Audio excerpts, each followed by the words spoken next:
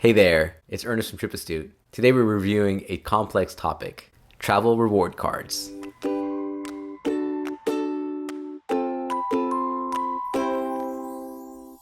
One of the questions I get asked a lot is, what is the best travel card for me? It's a tough question to answer because it really depends on a lot of factors. In this video, we'll cover some of the questions you may want to ask yourself to determine which card is right for you. To start off, most travel reward cards have the following features. Number one is travel benefits. Most of these cards have some kind of travel benefit associated with them. Things like bag or trip protection are standard on most of these travel reward cards. Number two is no foreign transaction fees.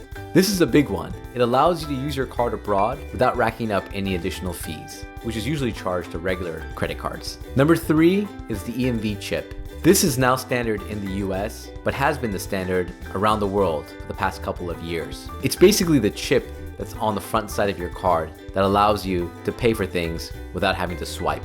For simplicity's sake, I basically break down travel cards into three major categories. Number one is co-branded loyalty cards. Number two is flexible points program cards. And number three is flat rate cards. We'll start with the co-branded loyalty cards. These include cards that are generally associated with an airline or hotel brand. There are basically credit cards for every major hotel and airline brand out there. These cards allow you to earn points and miles, which you can then redeem for that brand.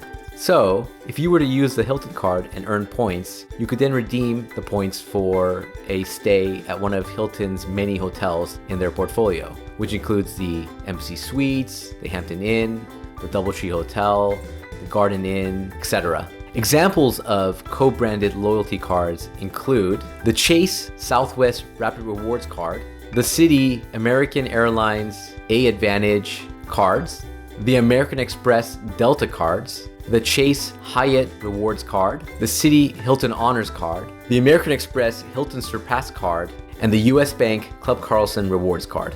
There are actually plenty more to list, but those are just some examples. So what are some of the pros with these cards? For one, there is simplicity in redemptions. Since you're focused on a specific hotel or airline brand, it becomes less overwhelming than having to consider all your options. Number two is great perks. These cards often come with some pretty incredible perks. Things like late checkout, early check-in, priority boarding, discounts on in-flight purchases, and lounge passes. Some will even give you a special annual bonus, like a free hotel stay or a companion pass. These can be an incredible deal.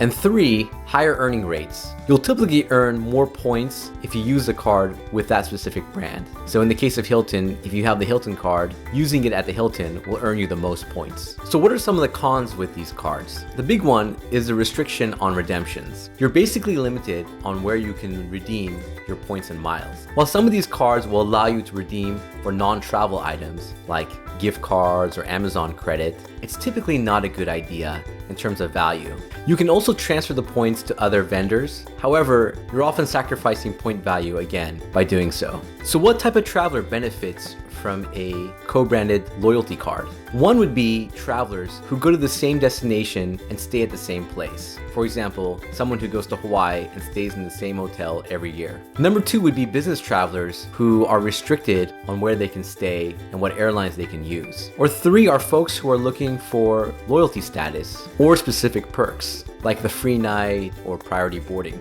So what's my conclusion? I actually have a few loyalty cards that I don't use, but that I keep paying the annual fee.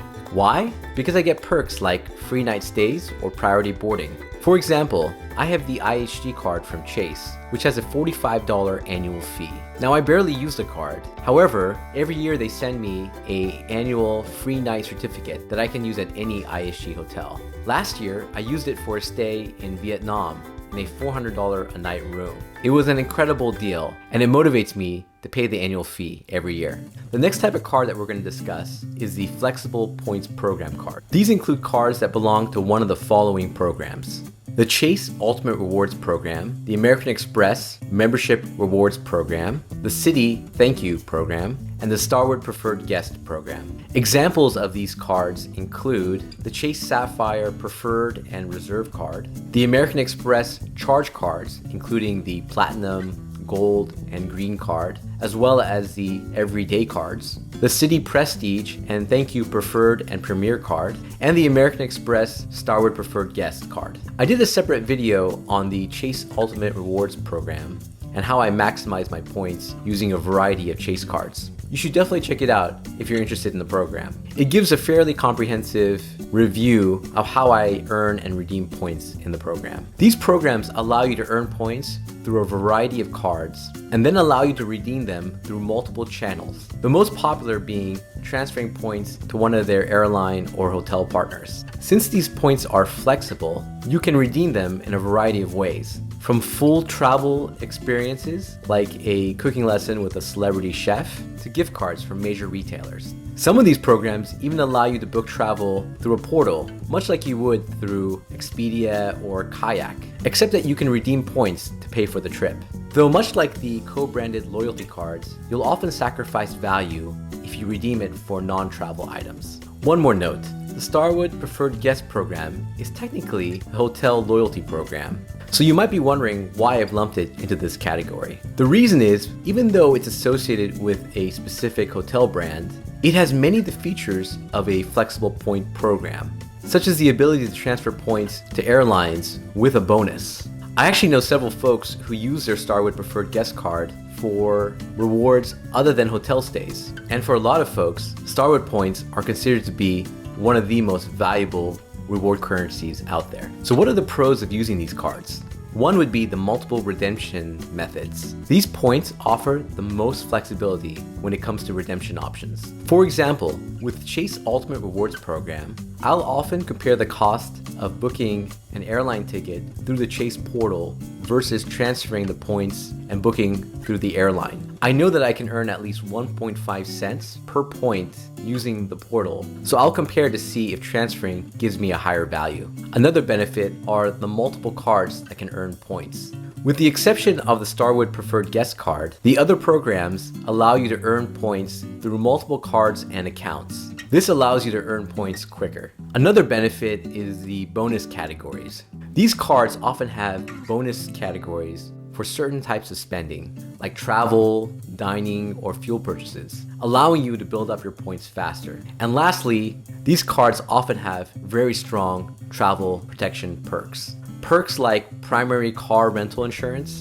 baggage insurance, global entry fee reimbursements, and lounge passes are some of the valuable perks associated with these type of cards. So what are some of the cons with these cards? One would be the confusing earning and redemption structures. With all the options comes confusion. These programs can be quite complex and definitely require a certain passion for researching and understanding the various redemption options. Another negative is the changing partnerships. It's not uncommon for some of these programs to lose travel partnerships with certain companies. A couple years ago, Chase lost Amtrak as one of its travel partners, so many folks were upset that they couldn't redeem points for train travel. So what type of traveler benefits from a flexible points program card? I would recommend these cards to luxury travelers who are looking for top-tier benefits and high-end travel. The second group of travelers that I would recommend this to are point and mile collectors. These are folks who are looking to earn as many points as possible through their daily spend and bonus categories. The third type of traveler are folks who like a lot of options when traveling. These are folks who value flexibility over simplicity. So what's my conclusion on these cards? Well, I won't lie. These programs are my favorite and are the ones that I spend the most time researching and building. Though keep in mind that I'm a total nerd when it comes to this stuff. The last category of cards are the flat rate cards. These cards earn points that can be redeemed at a fixed rate for travel expenses. It's very similar to a cashback card, but instead of getting cash back, you get reimbursed for travel expenses. For example, you might book an airline ticket and then log into the credit card website and use points to then clear the charge. Keep in mind that these programs often refer to their points as miles, which is different from the miles that you might earn from a co-branded loyalty card. Since you can't transfer the points to another program, these are really points, which can be really confusing for new folks who are getting into this hobby. Some of the popular cards in this category include the Barclay card Arrival cards, the Capital One Venture cards, the Discover Miles card, and the new US Bank Altitude Reserve card. So what are some of the pros for this category of cards. One is that they tend to offer general travel protections and perks. These cards tend to have similar perks to other travel cards, including no foreign transaction fees, global entry fee reimbursements, Wi-Fi passes, and many more. Another benefit is the simple earning and redemption structures. Since you're dealing with flat rate redemptions, it's easy to understand and utilize your redemptions. And lastly, you'll earn loyalty points. Since you're purchasing the travel, then reimbursing yourself afterwards, you'll be earning points and miles from those airline and hotel programs. So what are some of the cons? One is the lack of redemption options. This actually might be more of a pro than a con to you. With simplicity comes less options when redeeming points for travel. For example, on some of my flexible point programs, I've been able to squeeze more than 3 cents per point on redemptions. Granted, it took me a lot of time and effort to maximize my redemption. So what type of traveler benefits from a flat rate card? I would say these cards really appeal to folks who are looking for simplicity when earning and redeeming points. Not everyone wants to spend time researching how to maximize their point redemptions. These cards offer a great way to get better than average redemptions on your travel expenses. These cards are also very appealing to travelers already invested in a flexible points program. These cards allow you to have another option when covering miscellaneous travel charges. So what's my experience with these cards? I think these cards are great. A lot of my friends and family use these cards, and they seem to offer a good balance between earning rewards and great perks for travel. The top cards in this category have great benefits, and I often use them to supplement my flexible point program cards. An example is paying for smaller boutique hotels or train passes. For those types of expenses, I will often use a flat rate card since it's the easiest way to redeem points. Several years ago, I went to a convention and I was eating at the hotel's restaurant for several days. What I found was that the charges were marked as travel on my credit card since they came through the hotel, so I could actually redeem points toward my meals. Even though they weren't technically travel expenses, I was able to clear the charges with my Capital One Venture card. So, given all the options, which card is right for you? Well, it depends. And I suggest asking yourself a couple of questions. One, how important are the travel perks and benefits? If you're not planning to take advantage of the travel benefits or perks,